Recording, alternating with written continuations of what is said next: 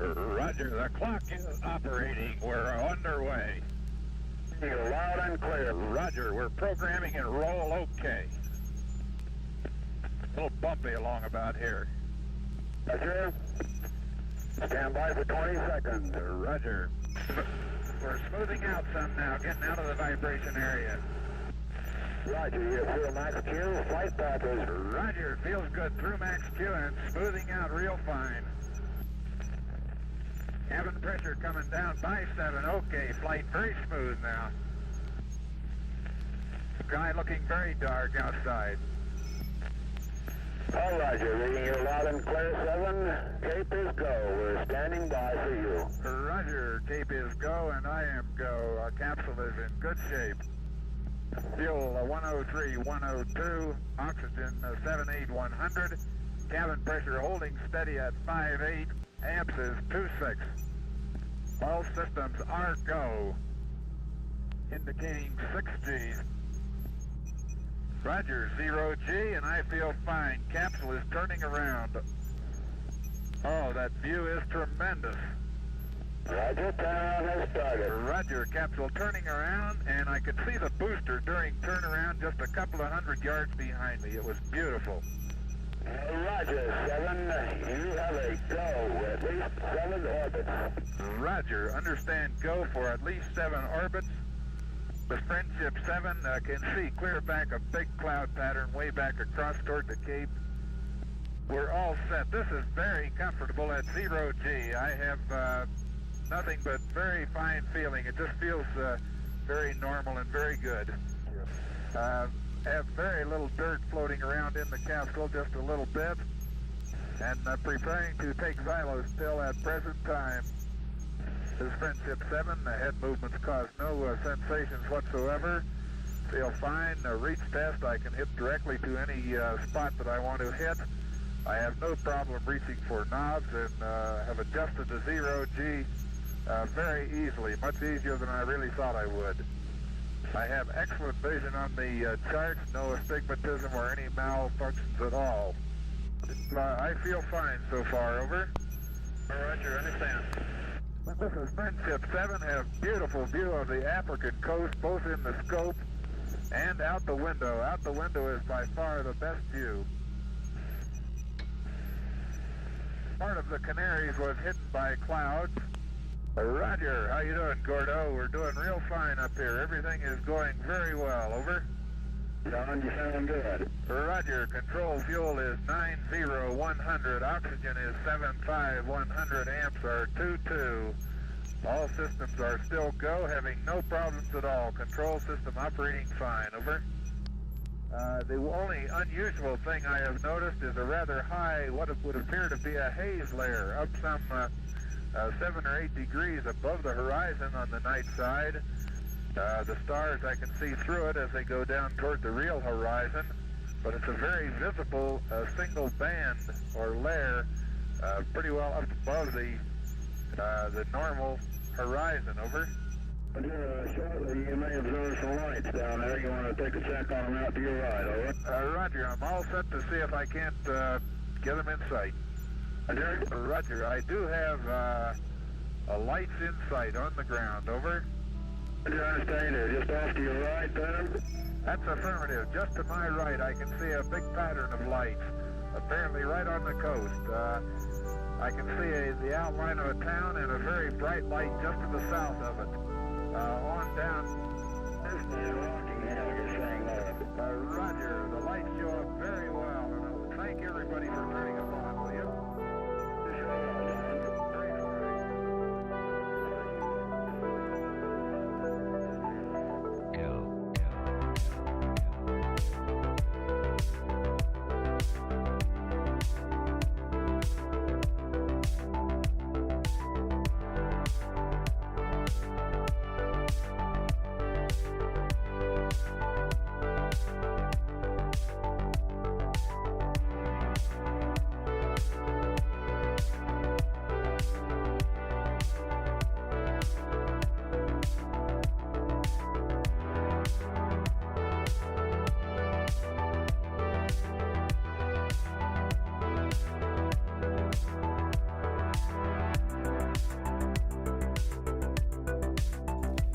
Good afternoon, everybody. It is 1:11 here in Florida, and I'm going to be hanging out with you guys for, I'm going to say about an hour-ish.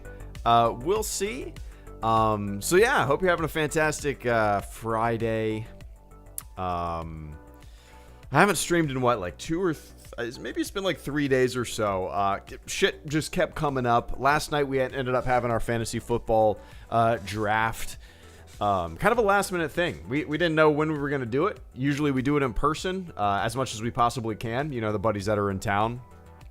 So that's always a good time. It was weird to have everybody on webcam, and you know, a lot of people have moved away. But this fantasy football league, I think we're in the 13th or 14th season of all of us doing it together. It's fantastic. But anyway, guys, welcome.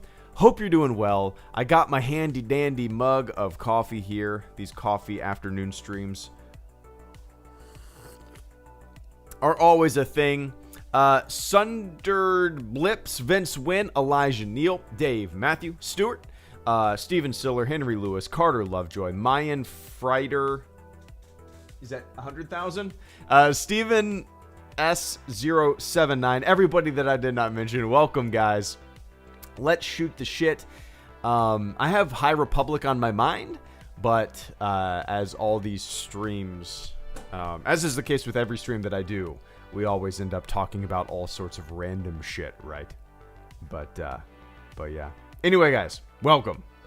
Are you gonna buy the new Avengers game, Stuart? You know, my buddy actually was playing a demo of it a couple days ago. He said it was fun. I honestly don't think I will, man, and just because there are so many other games that I'd really like to play before I jump into the Avengers game. It's kind of like a beat-em-up game, right? I haven't looked too deep into it, but you know, if it's ever like heavily on sale and I'm looking for something to kill some time with, yeah, maybe. Actually, Stuart, I was kind of putting together a PC on Newegg. And just adding stuff to the cart, anticipating building a new PC, you know, when Squadrons comes out. And in my cart, there was actually a free code for the Avengers game. I think I might have to buy an i9 or something. I had to buy either a CPU or a specific GPU to be able to get that for free. So if that's the case, hey, I'll play it. But yeah, anyway.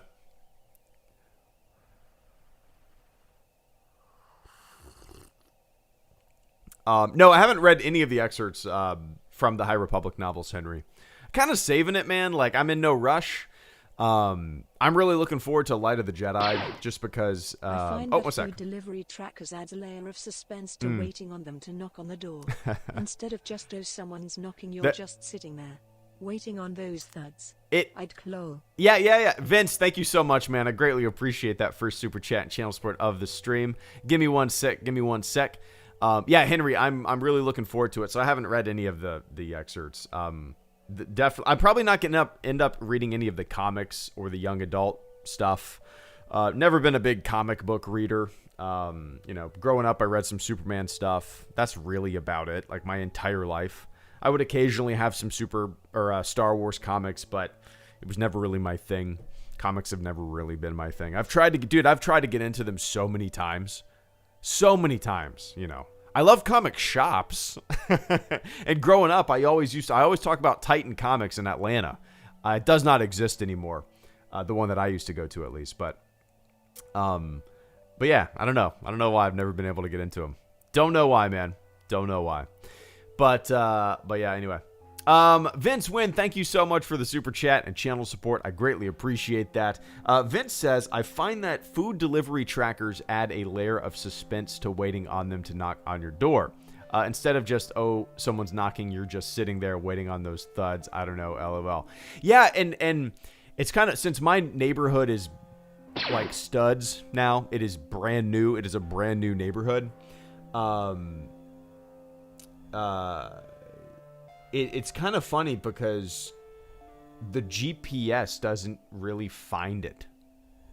So if I order food, it's a crapshoot. Half the time the person has to call me, and I have to give them like directions to my house. It's just like it's what should be a really it'll work itself out eventually, you know, when the area builds up. But Like, yeah, so I sit there and wait for them on the map. I watch them drive. I watch them drive by the road that they should have turned on because their GPS isn't telling them to turn on it.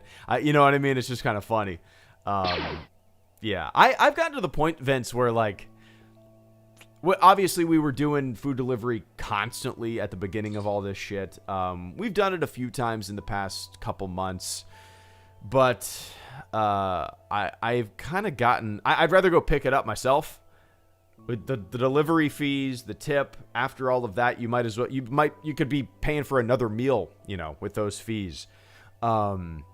Not only that, I always find that something's fucked up. Like, I feel like I'm starting to sound old, but there's always something fucked up with my order. So I just like going and picking it up myself, you know. But there is something nice about, like, just hitting a button on your phone and having a Grubhub representative swing into a restaurant and bring it to you. But yeah, I don't know. Kind of starting to get away, Vince, from that. Just because, really, the main reason is like, holy shit, delivery fee and a tip. I could have bought another meal. Yeah. Anyway, I'm still getting settled in here, and it's so easy just to get fat. Yeah, absolutely. It is one of the most convenient services to ever exist.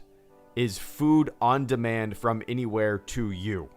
It is incredibly convenient. It's ridiculous. Yeah. It's awesome. I mean, don't get me wrong. It's awesome. I have a Pixel. Finished CW. Didn't watch all of it, but watched all Ahsoka Ventress Mandalore stuff.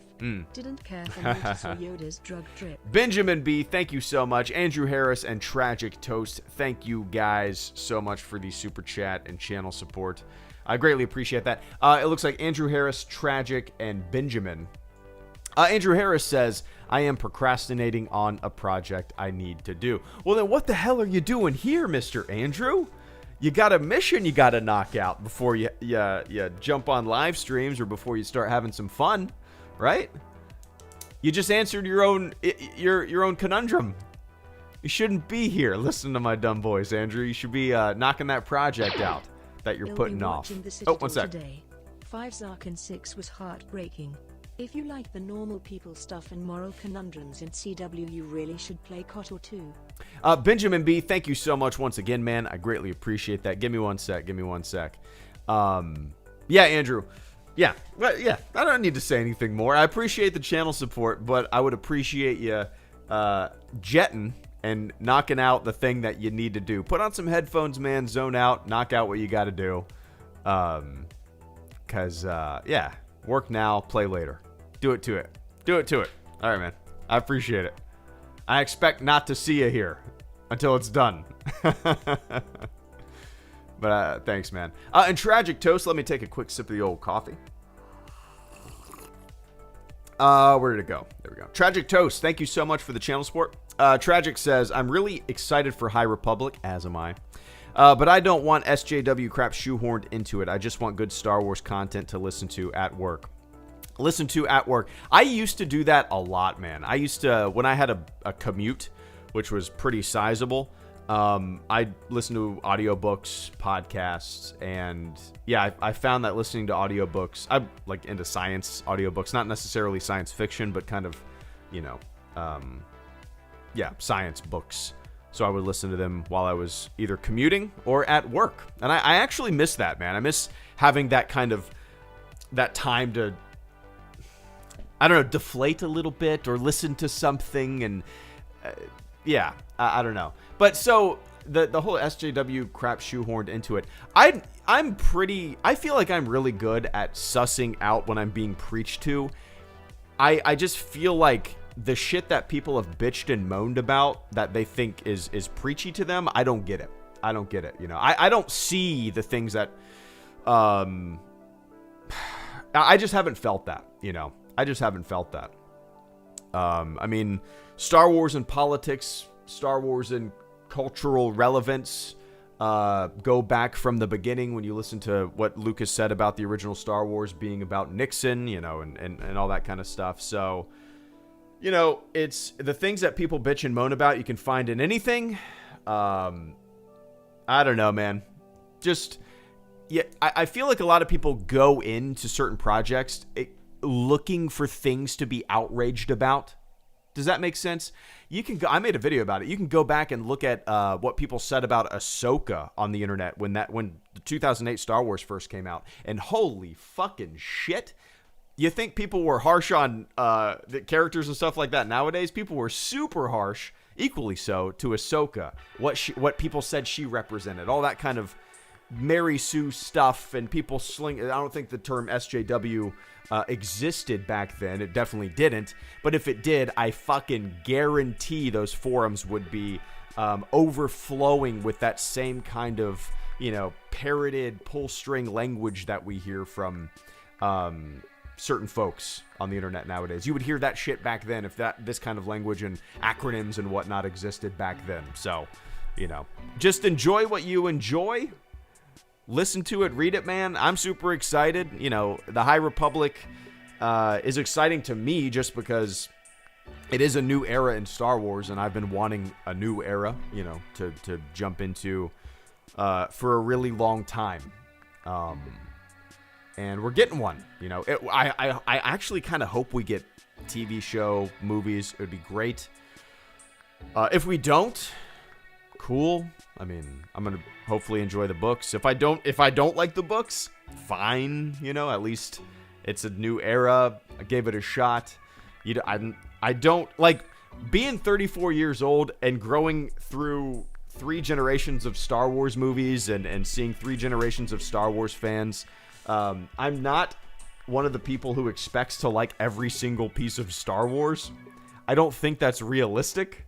I mean, sure, there are people out there who say, all Star Wars is great Star Wars. Oh, okay. I mean, if you think that, if you believe that, cool, that's fine.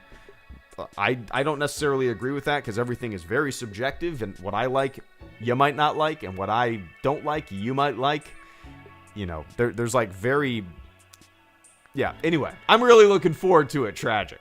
I'm really looking forward to it. Yeah, I'm definitely planning on reading Light of the Jedi as soon as it's available on Kindle. So, we'll see. We'll see, man.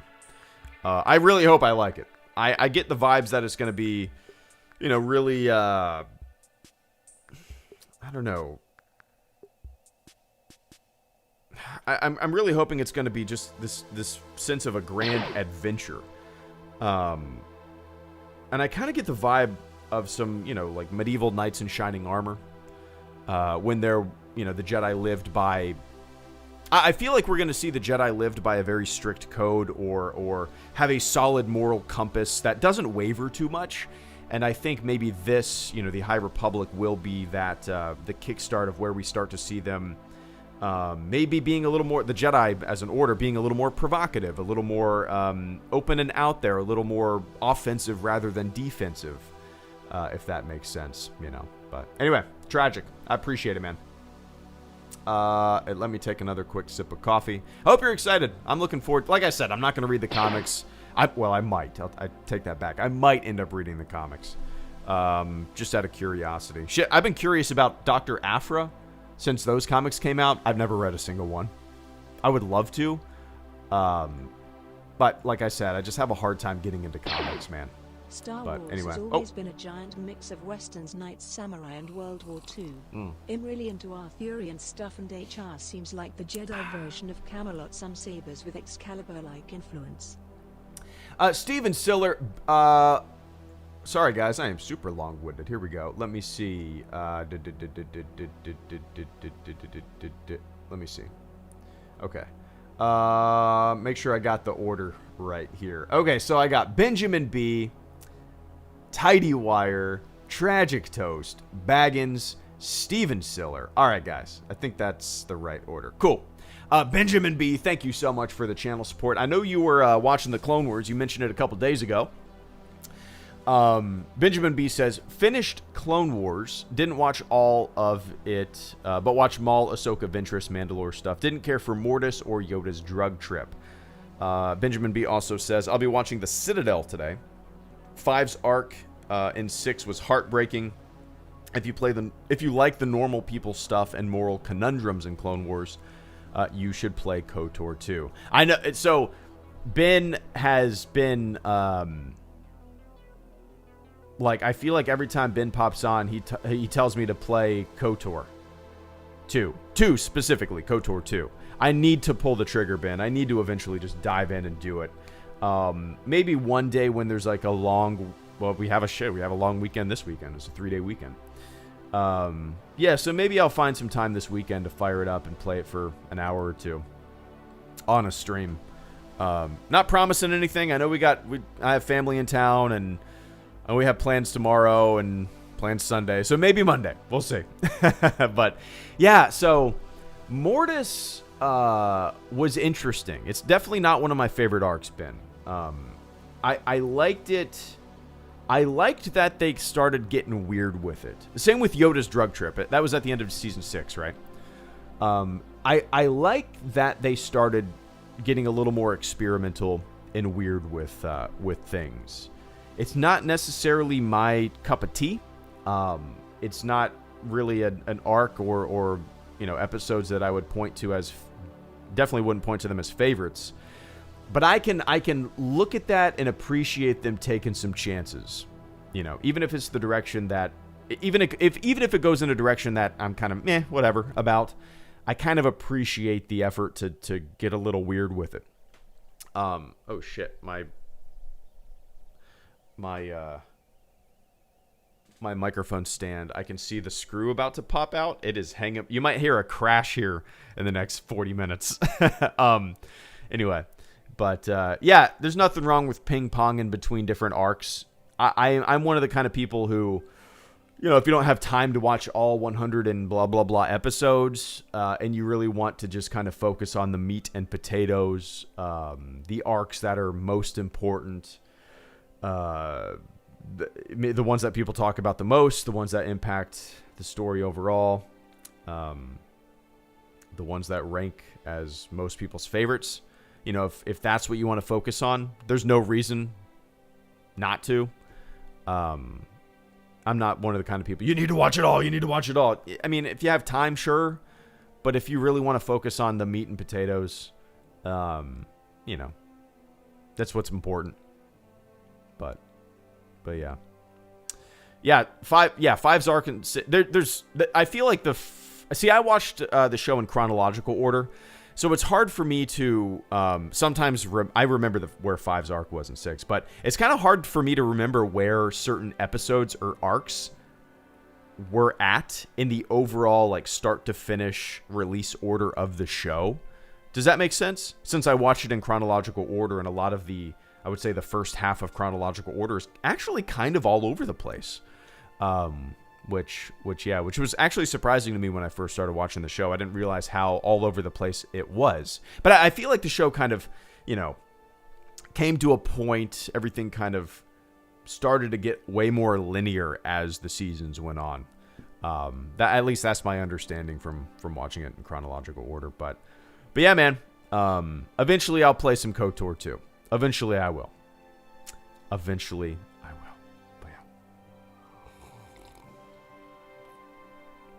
But I appreciate it, man. Hope you're doing well. And Tidy Wire, thank you so much for the super chat and channel support. I greatly appreciate it. Tidy Wire says, Yoda looks like he'd play the bad... young Yoda looks like he'd play the bad cop. Yeah, I actually have those pictures saved. Let me pull them up with bad cop in my brain. Where do I have those saved? There we go. Actually, I have a High Republic video coming out tomorrow. Just talking about, rambling on about the High Republic. I could see it. It's kind of funny because I think both of the concept arts that were released, Tidy Wire, are basically like prequel shots drawn over with younger looking Yoda face. He's going to be younger by 200 years, right? I think about 200 years. Yeah, I guess I could see that. Who would play good cop? One of the new characters, right? A lot of Jedi are kind of grumpy. They're kind of grumpy dudes. Ahsoka would, well, maybe younger Ahsoka would. I mean, obviously she doesn't exist during the High Republic, so it does have to be a new character, but I don't remember the new characters' names. I saved all their names. Let me see. Avar Chris, Keeve Trennis, Loden Greatstorm, Stellan Geos? Vern Rowe. I think that's all that I saved. Anyway. Yeah.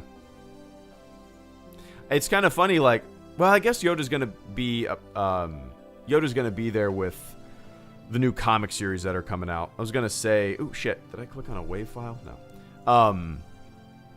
I was gonna say, like, you don't really need that much concept art to have him in novel form, like populate the High Republic books, but he's gonna be heavily present, apparently, in a couple of the comic series, which it's kind of fun. Like, I always preach about new characters and all that kind of stuff, and that holds true.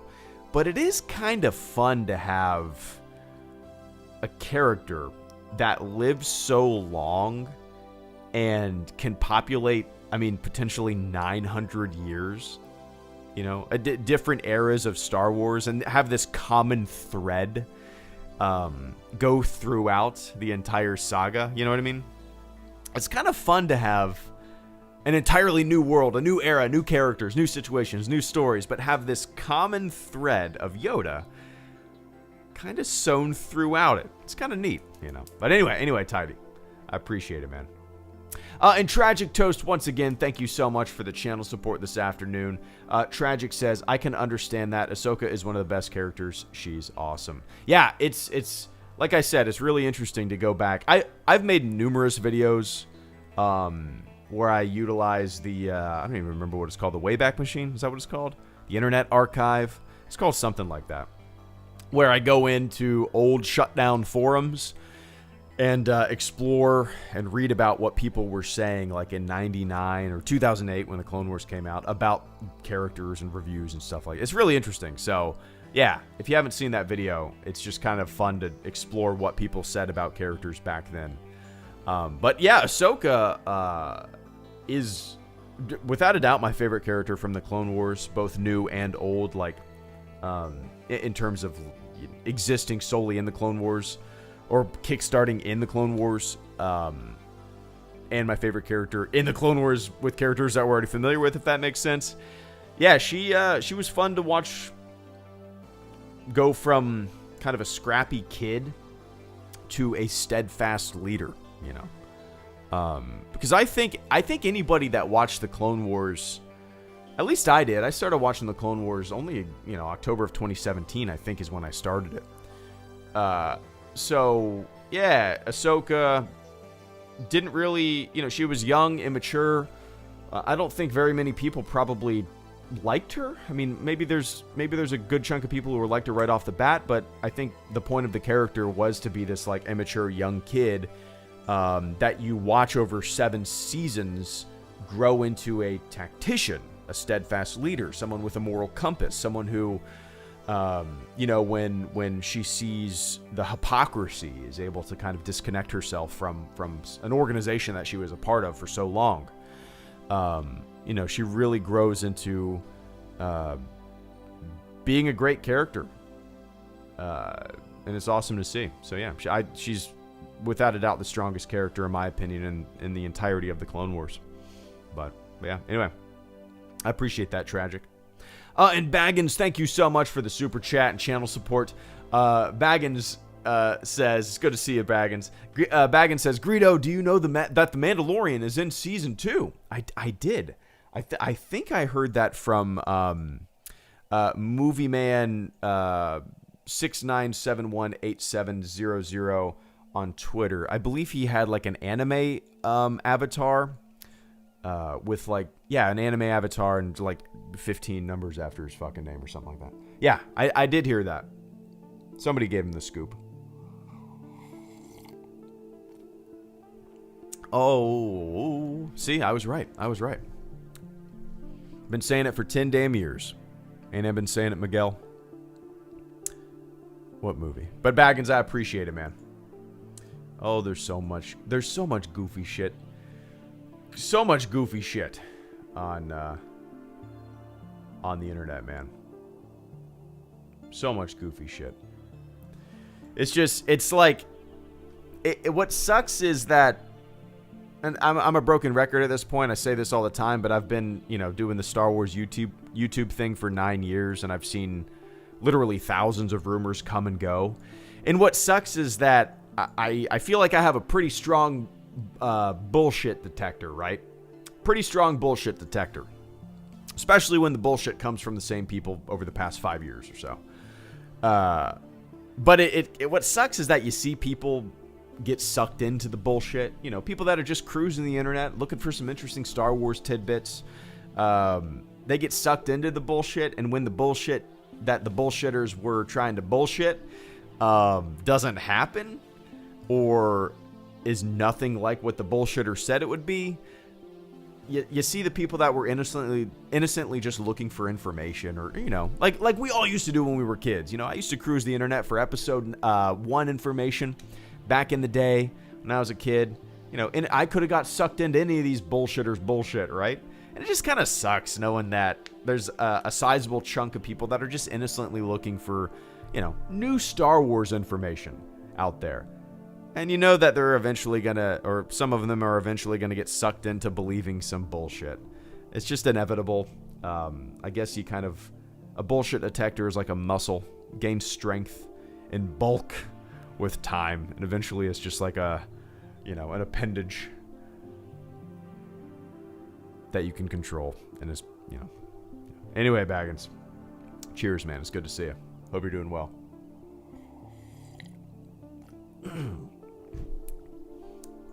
Steven Siller, thank you so much for the super chat channel support, man. Steven says, Star Wars has always been a giant mix of westerns, knights, samurai, and World War II. I'm really into Arthurian stuff, and HR seems like the Jedi version of Camelot, some sabers with Excalibur-like influence. Absolutely. I think that's one of the reasons. It's weird, man. I talk about it in a video that's coming out tomorrow, but I'm getting this inexplicable feeling of nostalgia when I look at High Republic stuff, especially the cover for the Light of the Jedi, or when any of the concept art or read a little bit about it. I'm getting this inexplicable nostalgic feeling for when I used to read like dollar store, used fantasy novels as a kid.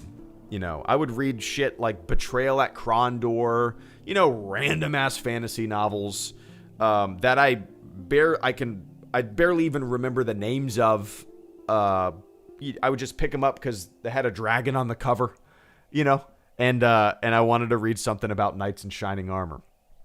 I'm getting that like inexplicable nostalgic feeling of when I used to read those kind of books, and I think that's one of the reasons that I'm super excited to read, particularly Light of the Jedi, because of that. It also makes me feel like I'm about to play Talisman, a board game, with my neighbor and his dad, which we used to do quite a bit when I was, like 10, 11 years old.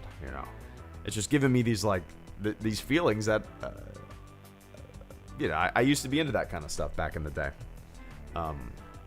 So I'm super excited. But yeah, Star Wars is influenced by so many different factors. I mean, and it's kind of interesting because so many things have been influenced by Star Wars, which was influenced by so many things, right? I love it.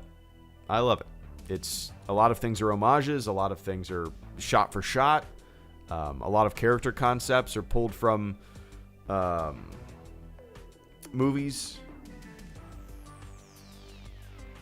And if you're making something, there's a good chance that it's going to be inspired by what came before. I don't think it's possible not to be influenced by what came before, right? Unless you lived in a sterile, solid white room for 30 years and somebody walked in for the first time and handed you a pen and paper and said, write an epic. What would you come up with? If you everything that's ever been created has been influenced by something that came before, fiction or non, something. But yeah, anyway, Steven, I appreciate it, man. Really looking forward to it.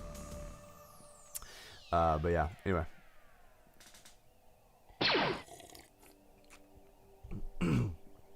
Oh, you guys almost heard me have a coughing fit.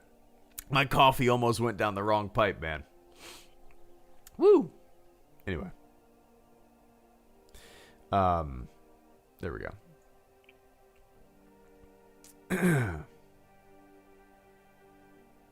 Oh, shit. Good to see you, Luke. Thank you so much for the channel support, man. Luke Fredericks, it's good to see you. Before I read this, Luke, I actually started playing the Old Republic again. I started a light side character. Just, I'm not going to play it very much.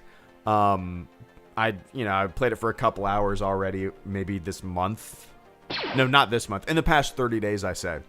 And I am not going to play it that much. I thought maybe you'd find it interesting that I fired up the game. I logged in on my dark side character, and I ran around the stronghold just for a few minutes. It's still there. That's awesome.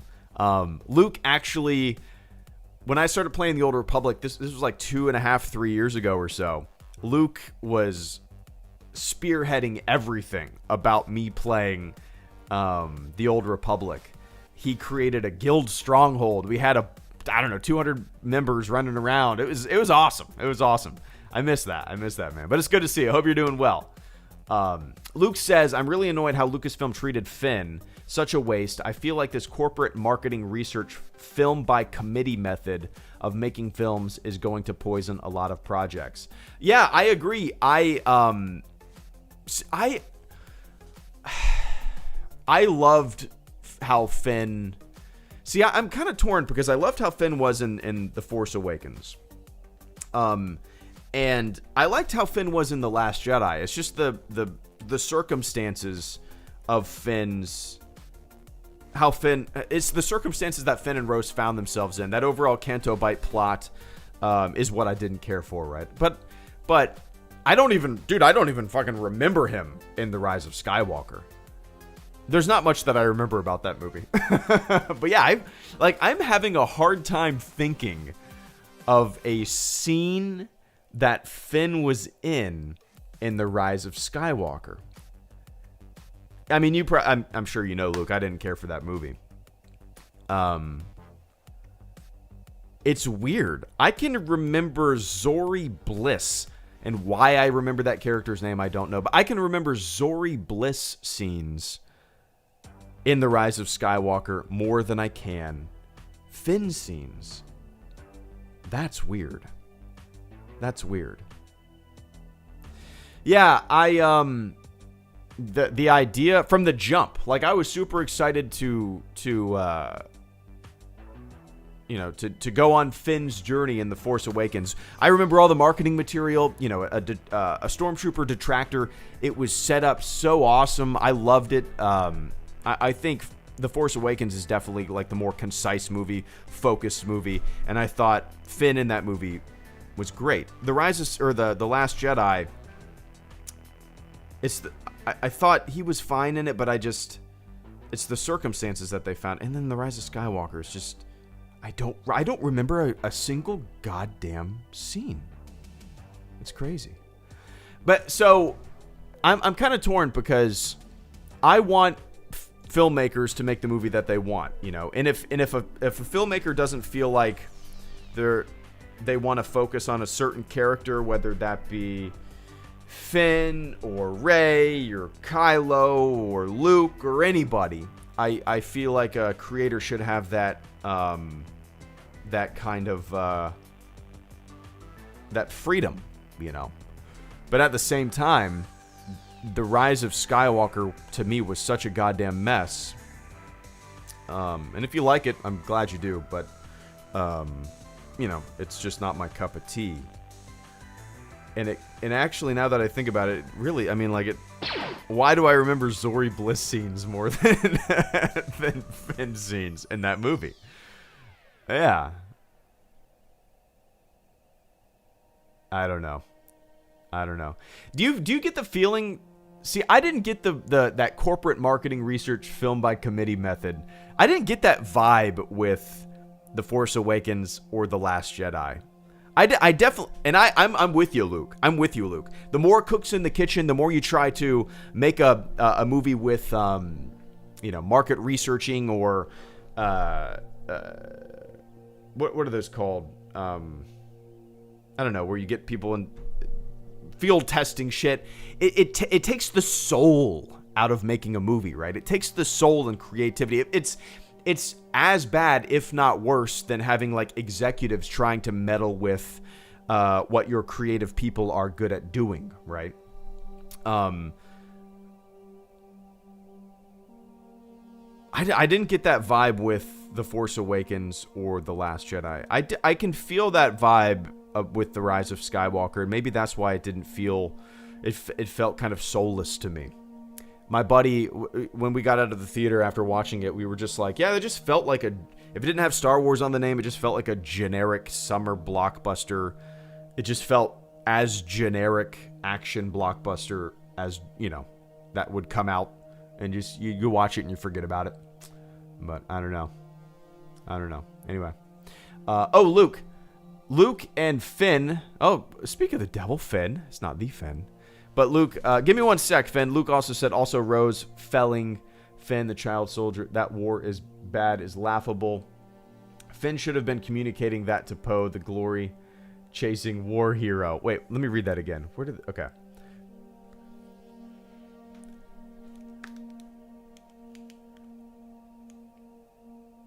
Rose, telling Finn. Is that, okay. Phasma's entire character is based on market research. She has zero stake in the arcs of these movies. Yeah, do you think that's what it was? Like, it was definitely marketing for sure. But looking back, like, I don't know. I wasn't ever upset that Captain Phasma was just kind of a blip, I feel like, toss her aside in The Force Awakens. I feel like her return in The Last Jedi was just so forced to me. It felt, it didn't feel like it had a place in there. Like, there could have been so many different things you could have done with Rose and Finn and got Captain Phasma out of there. Captain Phasma served a purpose in the first movie. I think maybe people... do you think it was market research, or do you think people built Captain Phasma up in their head? Sure, a lot of characters get built up. A lot of characters get names that get like barely any screen time. A lot of characters that get barely any screen time get action figures. And maybe we as viewers thought that she was going to be more than she was. Does that make sense? That's how I've always looked at it. But yeah, I could be wrong. But yeah, anyway. I appreciate it, Luke. Yeah, if you ever want to play some Old Republic with me, I don't know when the next time. Maybe this weekend I might fire it up. We'll see. But yeah. Was a late.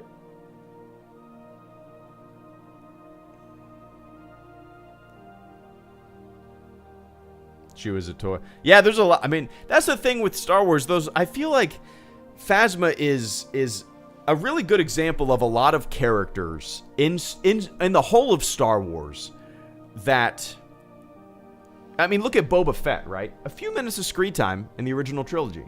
Characters, people loved by fans. I'm not saying those are comparable, but it's an example of like relatively smaller characters in comparison with the bigger characters that you see on screen that end up having almost like a cult following. Now, I don't think Captain Phasma is going to have nearly the same kind of following as Boba Fett had or has, but it is kind of similar in a way. I don't know. Oh yeah, absolutely, Luke. Boba Fett was definitely a lot more impactful on events in the story. Yeah, absolutely. But well, yeah, Old Republic is free to play. Yeah, what's up, Brad? Good to see you, man. Yeah, I've been playing the Old Republic for the past month, maybe just a couple hours, and I'm just playing the free to play stuff right now. I don't know if I'll end up Did I say I have to pay for it? Or did somebody ask? Yeah, if everybody doesn't know, the Old Republic is free to play. You don't need to have a subscription. You can just you can play it. I think there are some restrictions for not having a subscription. But if you just want to run through a story and, you know, play, it's fun, man. It's fun. If you just want to run through a story, kill some time, I don't know, kill 40 hours in a story and you know, run through some fun Star Wars action, it's free. It's free. But yeah, anyway. Finn Townley, thank you so much for the super chat and channel support. Finn Townley says, hey Greedo, what was it like being a Star Wars fan before Episode 1 was released? Did you read any of the expanded universe like the Thrawn trilogy? Oh, this is a fun question. Yeah, so Finn, what was it like to be a Star Wars fan before Episode 1? So, when Episode 1 came out, I was 13. Being a Star Wars fan before Episode 1, I don't know if it was very different than being a Star Wars fan before Episode 7. Do you know what I mean? Like, let's say, you know, Episode 6, Return of the Jedi, came out in 1983, all right? And from 1983 to 1999, we didn't have a Star Wars movie. Revenge of the Sith came out in 2005, and The Force Awakens came out in 2015. So for 10 years, we didn't have a Star Wars movie. So being a fan, a young fan, in those time periods was probably very similar. You know, I can tell you my experience. Before Episode 1 came out, Star Wars was a relatively... It felt... it was huge, don't get me wrong, but... It was also a time period before the internet was just massive and everyone was on it. It felt a lot smaller. And I attribute that to the internet, not really being as prevalent as it is nowadays. It felt smaller. You know, I would go and watch my VHSs at my buddy's house and vice versa. We would, you know, play in the backyard with sticks and throwing pine cone thermal detonators. Just what kid shit is, you know. But it felt smaller. It felt like, it just felt smaller. I remember going to comic shops during the lead up into Episode 1. The excitement, the cardboard cutouts everywhere at the grocery stores, the Watto on Pepsi cans. I remember the excitement leading into those movies or the prequel trilogy. And, I mean, it was, you know, it's comparable to the excitement leading into Episode 7. I mean, there was a buzz in the air, man. A buzz. But yeah, before Episode 1, Star Wars was... It felt smaller. Nah, I don't think it was. But, yeah. I don't know. That's an interesting question, Finn. It's kind of like a feeling thing. I don't... It's hard for me to think back because... when I go back before... When I put my brain before 1999 and think of Star Wars, I can put myself in my buddy's house, whose name was Kyle. Me and him watched Star Wars non-stop, man. And we would play the games together, and it was kind of like... It was... Yeah, it was like a smaller thing. And then the build up to the prequels. And then this crescendo. And then, you know, the Phantom Menace was huge. I believe Attack of the Clones did a lot less than the Phantom Menace. And then Revenge of the Sith picked it up on the back end, made a little bit more than Attack of the Clones. The hype ebbed and flowed, right? Ebbed and flowed. And that's kind of exactly what happened with the sequel trilogy. I don't know. It's really interesting to think back and try to put myself back then. Smaller, action figures, VHS tapes, you know. That's it, man. But it probably wasn't much different in, you know, let's say 96, 97 than it was in 2012, 2013, you know. But anyway, I appreciate that, Finn. I feel like I just rambled on for 10 minutes. I don't know what the hell I said. But I feel a lot of nostalgia in my brain trying to put myself back in the time machine, right? But anyway. And Venom Snake, hope you're doing well, man.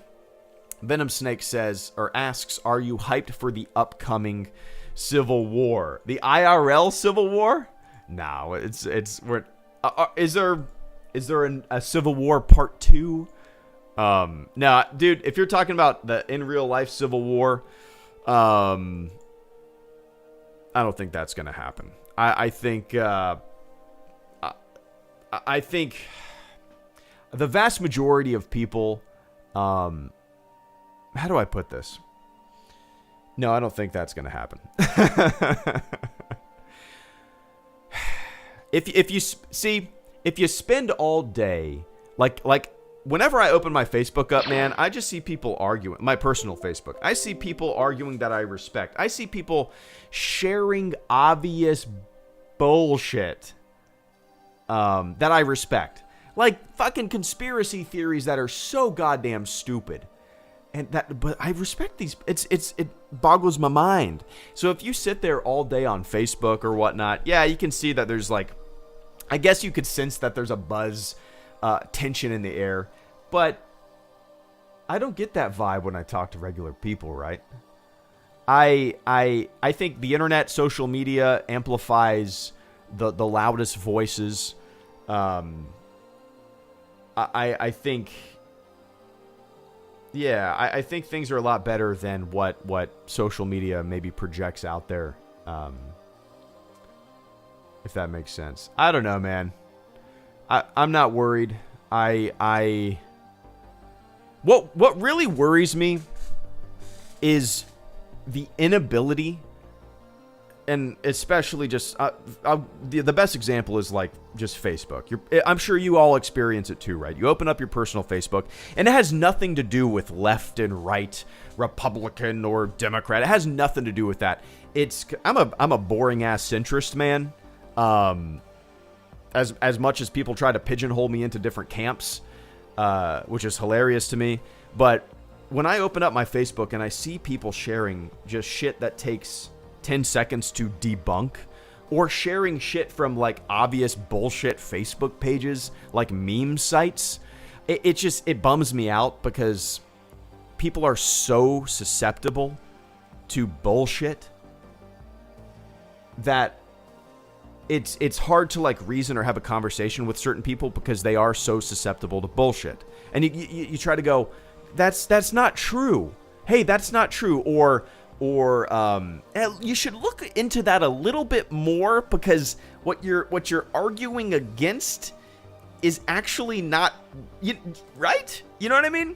I hate social media because it has given it's great because it has given voice to the voiceless, but at the same time, it's given voice to the voiceless.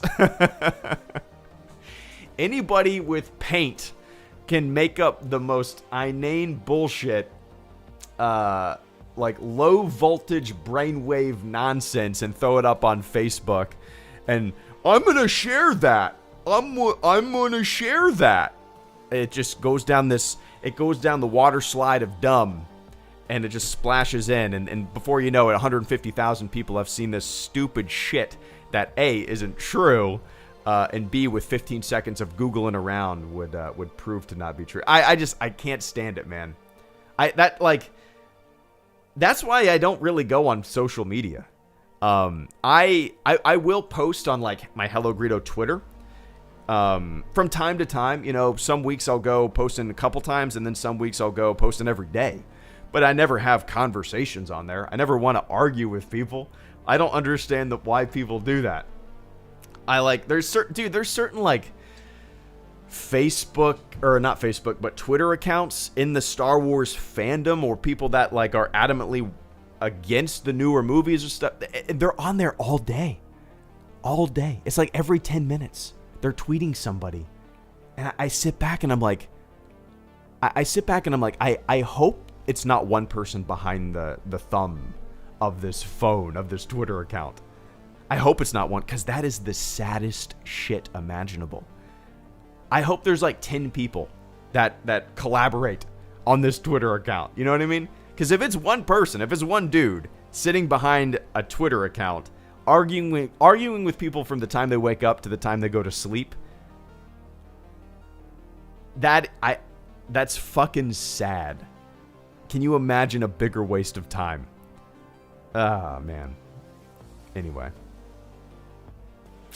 Can't stand it. Stay off social media, guys.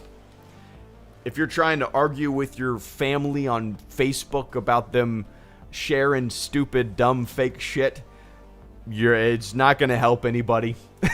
Just let them have their ping pong echo chamber back and forth with people that are going to share the same shit. It's, yeah.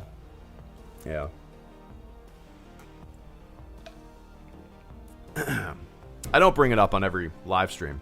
If you think that, maybe you've caught the live streams that I have, but I would say maybe like a couple times a month. People ask. So that's why. Just the same way people ask, like, what my favorite Star Wars movie is. That probably comes up every live stream too. But yeah. Anyway, Venom, I appreciate it, man. Hope you're doing well. Hope you're doing well as you can. And Caleb Kim, thank you so much for coming in with the final super chat and channel support of the stream. I greatly appreciate that. Caleb says, hello there. Short and sweet and simple. I appreciate it, man. I haven't watched the back half of S&M 2 yet, but watching and listening to what I have, I actually got oh, what's up, DJ? Thank you so much, man. Give me one sec.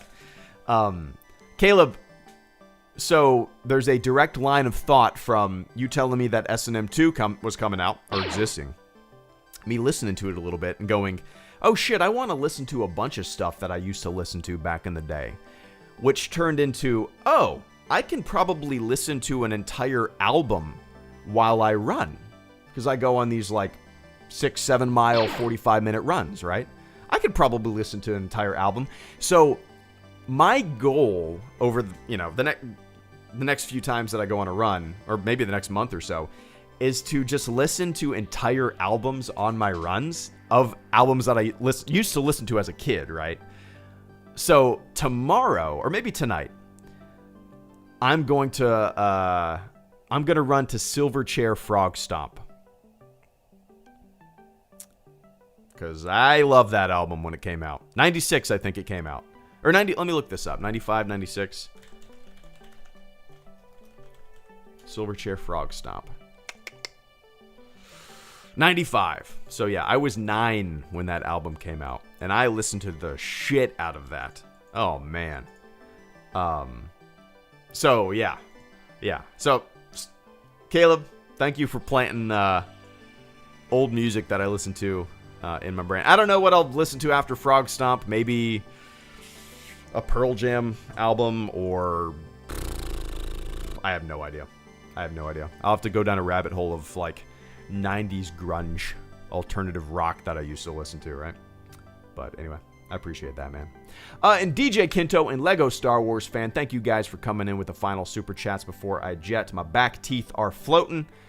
DJ Kinto says, really loved your video today. Good call out to that hack journalist and her BS lies. They're having problems behind the scenes lies. Well, what's funny, DJ, is if you notice, whenever I make videos like that, I actually don't make them with any one person in mind. And what's really interesting, DJ, is that if you look at the comment section, you see people applying their own interpretation, I guess, is the right word. Applying it to the video that I'm making, you know. Like all of my dumb parody videos that I made back in the day over the past 9 years, which there have been a decent amount. It's hilarious to me that I've seen people get upset. Like, this video is about me. Hey, motherfucker, I've never even heard of you. It's funny. It's really funny to me. So, I know who you're talking about. I did see a bunch of Twitter stuff. I didn't watch any of her videos. I don't think I ever have. But it is a Twitter presence that I've recognized over the years. It's also just kind of a generic video about even we got this covered and those types of quote-unquote entertainment, quote-unquote journalist websites, right? So it's never about one person. Those types of videos are never about one person or one organization or one website, one account. It's always just kind of a mashup of an overall practice that I see, you know, in the fandom or in entertainment journalism as a whole, you know. So, yeah, we remember the hits, we forget the misses, right? But anyway, DJ, I appreciate the hell out of that, man. And Lego Star Wars Fan 77, thank you so much for the super chat and channel support. I greatly appreciate that. Where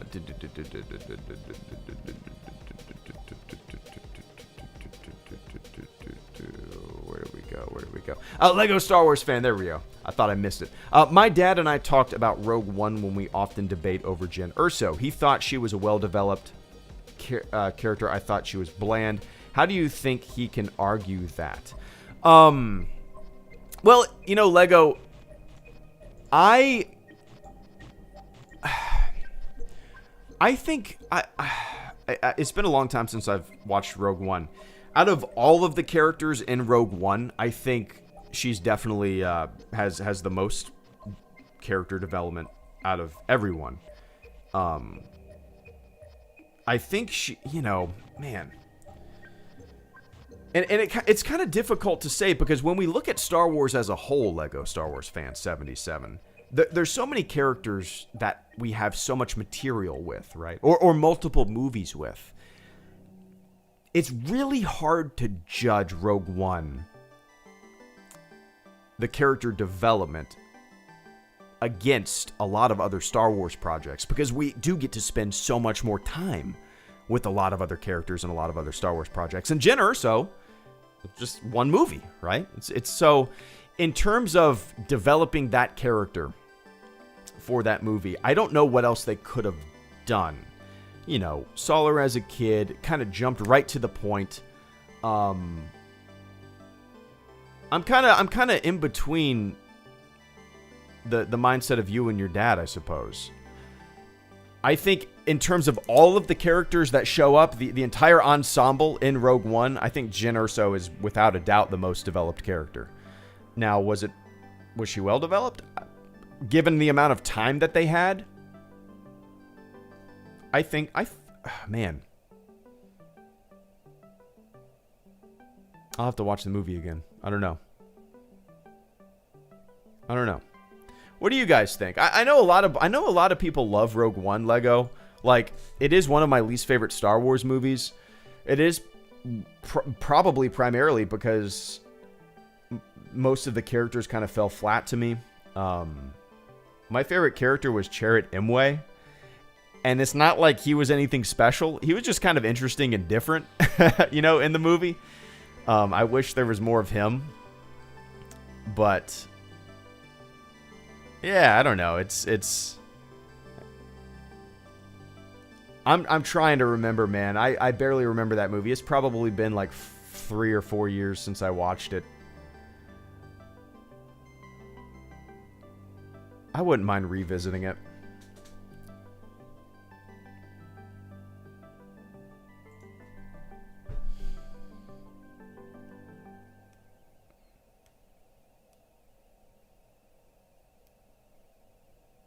Honestly, the movie was more about Death Star and Rebels than Jyn. I really like the first scene. Cassian kills that guy. Jyn was blamed, but I think Cassian, Chirrut, Baze are all good characters. Oh, interesting. I would kind of argue the opposite. I thought Jyn Erso was... I guess like Cassian and Chirrut and Baze and K2SO, they had their own kind of quirks, and I guess Jyn Erso was just kind of like...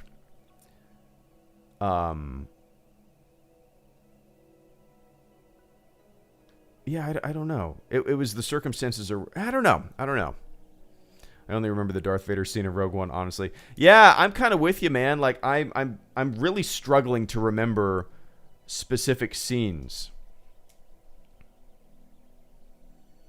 in the movie. Like I said, I've seen the movie maybe 5 times, but it's been like 3 or 4 years since I've watched it. It's definitely it's my least. Oh, actually, no. The Rise of Skywalker, I would say, is my least favorite. Oh, Jesus Christ. I can't think right now. Do I like Rogue One or The Rise of Skywalker? I like Rise of Skywalker more than Rogue One. All right. So out of the Disney era Star Wars movies rankings, mine goes actually The Last Jedi, The Force Awakens, Solo, The Rise of Skywalker, Rogue One. I think that's my my sequel or a Disney era Star Wars ranking. I think. But anyway, I appreciate that, Lego. All right, guys, I got a jet. Like I said, my back teeth are floating. Some of you guys might not get that. If you do, cheers. All right, everybody. Thank you so much for tuning in. Yeah, I won't do a stream tonight. The next stream that I do will probably be, probably Sunday afternoon. Actually, no. Probably Saturday. Probably tomorrow sometime in the evening. I don't know. I have no idea what we have planned this weekend. I'm just going to say, I'll see you when I see you. Cool? All right. All right, everybody. Thanks to everybody who supported the channel this afternoon. I greatly appreciate it. Thank you to everybody who just tuned in for the afternoon. Listen to my dumb voice for about an hour. Yeah, so have a fantastic morning, afternoon, or evening wherever the hell you are on planet Earth. And I will catch you all on the flip side. Cool? Cool. See ya!